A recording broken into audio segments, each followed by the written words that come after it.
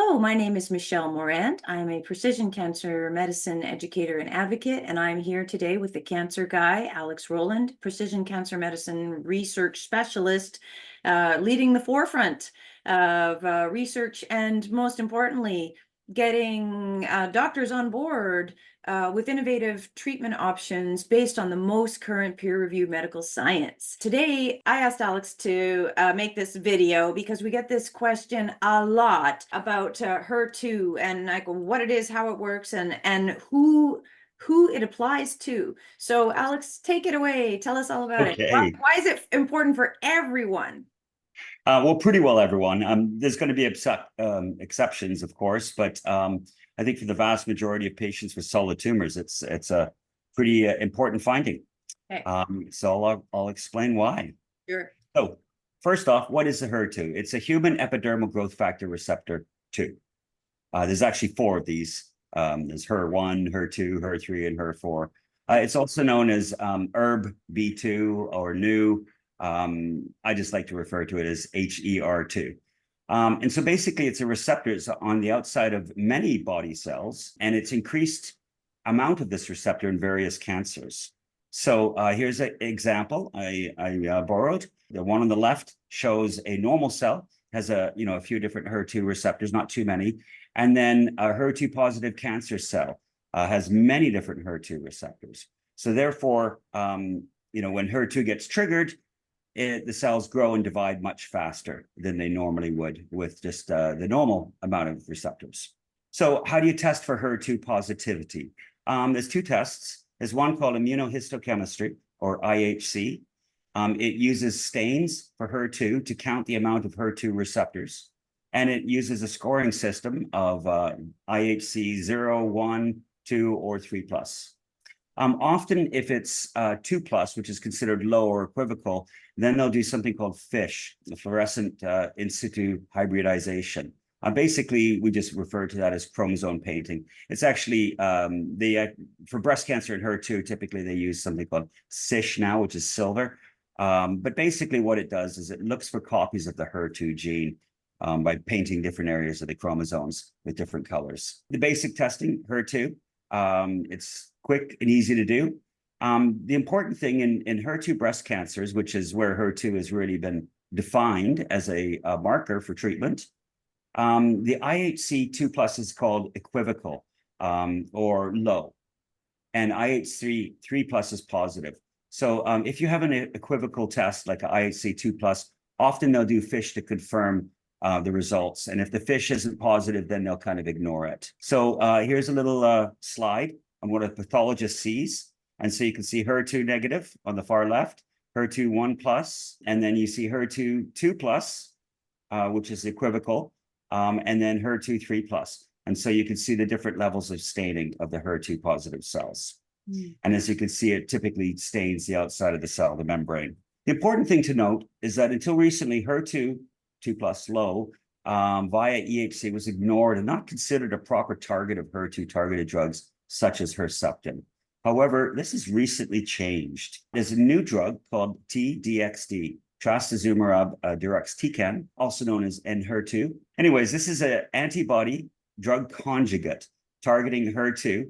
It's FDA approved both for HER2 expressing breast cancers and gastric cancers, and it's in the process of what's called an agnostic approval. In other words, it's going to be approved for any cancer with high HER2 or HER2 low by IHC. The way this works, and we've done lots of videos of antibody drug conjugates, so I do invite you to go look at those videos.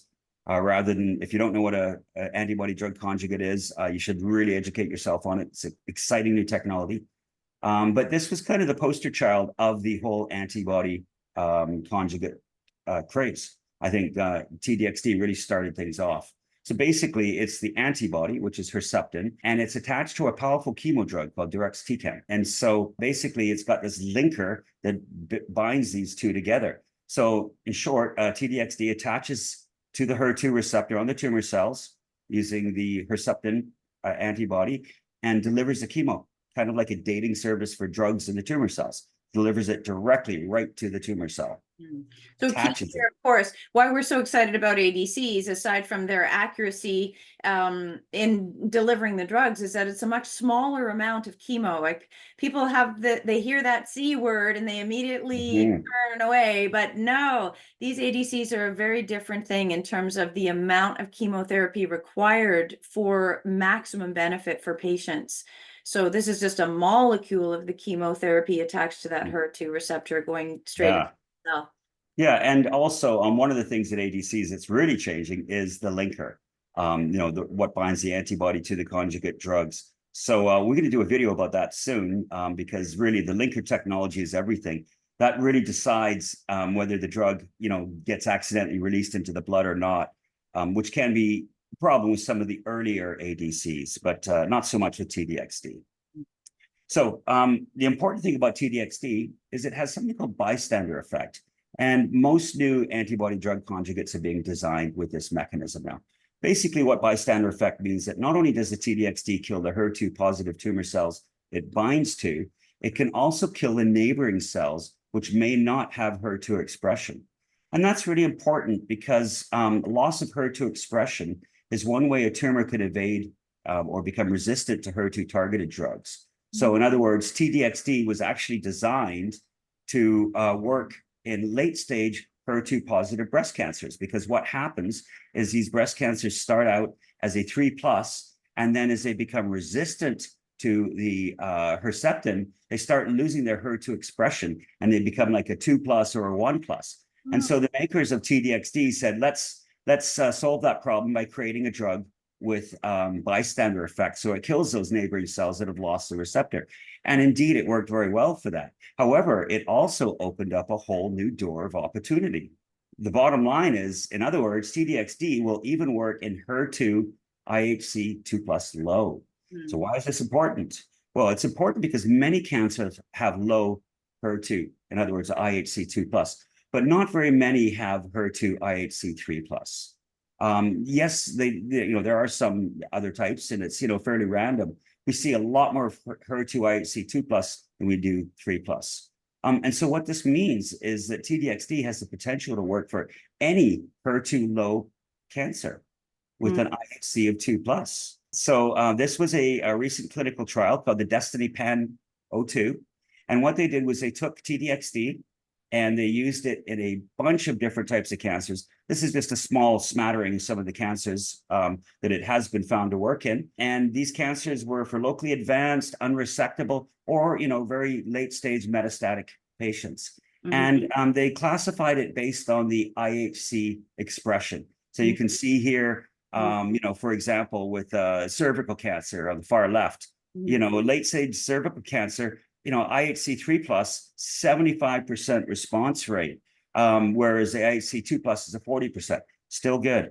And so you can see for endometrial, ovarian, biliary tract cancers, which is really fascinating. For an IHC 3+, 56.3% response rate. We just don't see that in, biliary tract cancers. And even in pancreatic cancer, an objective response in 5.3% of patients. Which was quite interesting. Now, I suspect that that's going to go up. I think there was obviously some problems with how they did the pancreatic cancers. And there's also, changes and variations in how people do the IHC testing. But I think we're going to start seeing that T-DXd used in pancreatic cancers and many other cancers. So we like to test for all cancers now because this drug is such a game changer. And importantly, it works in just about any molecular background. So it doesn't matter what mutations you have. It doesn't matter if the mutations you have in one tumor are different from another tumor. All that matters is whether you have HER2 expression or not. Right. Yeah. And now in standard of care, does everybody get tested for HER2? I mean, we're seeing it. It's okay. Because it's not just specific to breast cancer. That's the most. No, I know this is the thing. It's only used in breast cancer in Canada right now. Some doctors will use it in gastric cancer because it's such an important marker in gastric cancers, but not always. Okay.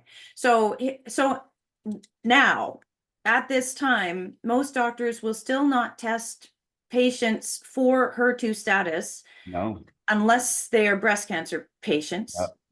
And even if they are breast cancer patients and tested for HER2 status, if it's not a 3+, your oncologist might assume you're not positive for HER2 and not even Exactly. look at this for you. Exactly.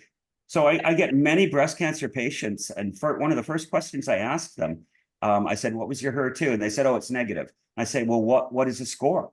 They said, "Oh, I don't know. My doctor told me it's negative."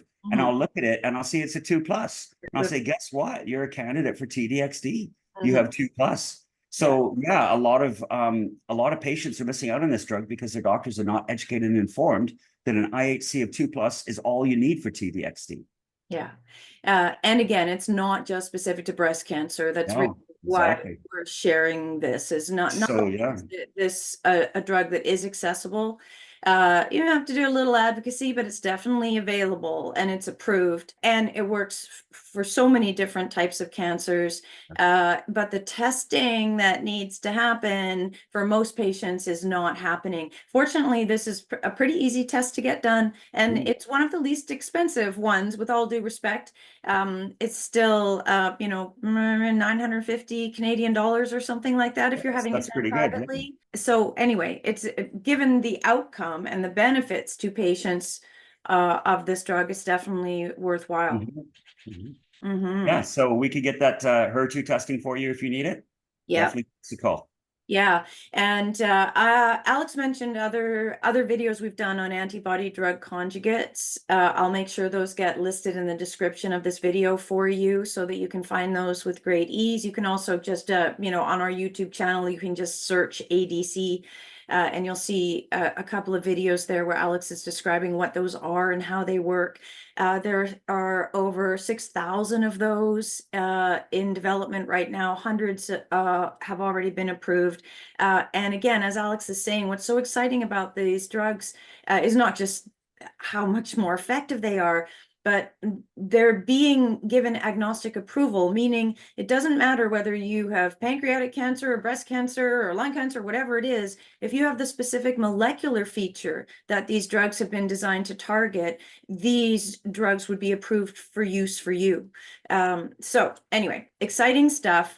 Definitely worth educating yourself about. Alex has also put a link here, as you'll see on this screen, to the study that he just shared with you, so you can read up a little bit more. Also, Michelle, I need to correct you on one thing. Oh, please do. Always There's welcome. actually about 7,000 ADCs in development. Oh my goodness. That target many different things. There's a multitude of brand new drugs, not just T-DXd, but there's other companies making HER2 targeted drugs that are even better than T-DXd. So there's going to be a lot of movement.